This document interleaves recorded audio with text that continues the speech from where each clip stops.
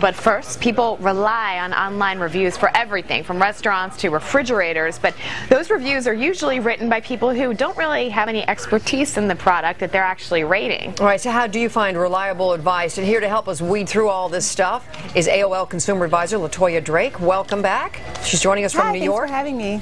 You know, we've all heard about a lot of the real popular sites. Let's look at them first. Yelp. I mean, Yelp is just sort of ubiquitous. It's the one we always go to. Is it pretty reliable?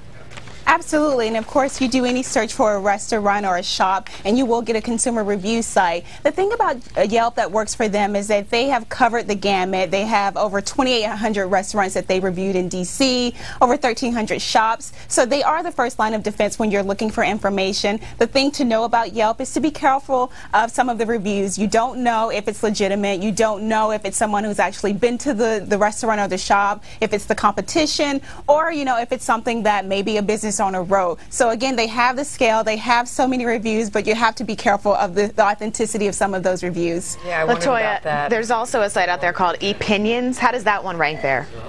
ePinions is a really good site. It's backed by eBay, and what's great about it is that if you write reviews for them and they find that they're helpful for consumers, there's a little bit of money that you can make on your reviews. The downside of ePinion is like Yelp, you don't know who's writing those reviews, and you're questioning, is this legitimate and should I trust this review?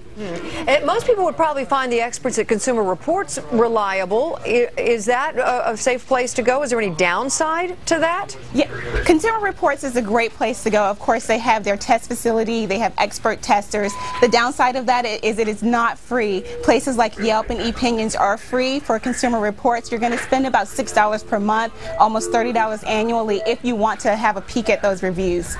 There's also that tool out there called Consumer Search, another website. How about that one?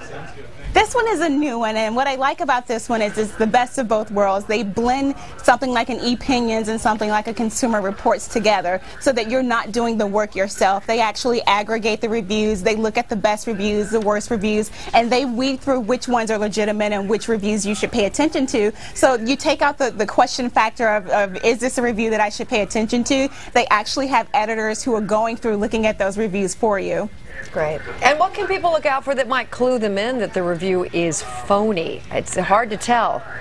Here's one thing you want to do. If you're on a site like Yelp, you want to see if it's a sponsor review. They do give advertisers a chance to put their favorite review at the top, and of course any business owner is going to pick a glowing review. So be careful of things like that. Be careful of too many positives. When you see all caps, exclamation points, smiley faces, you have to think twice, and also look for specific information about demographics. People who are saying, I'm a traveling businessman or I'm a housewife, they've had a lot of time to really think about that review, and you don't know if that's someone that the business owner picked or if it's someone who really went to that franchise to test it out. Great. LaToya Drake, thank you so much. Thanks. You are an expert as always. Thanks for that info. Have a good weekend.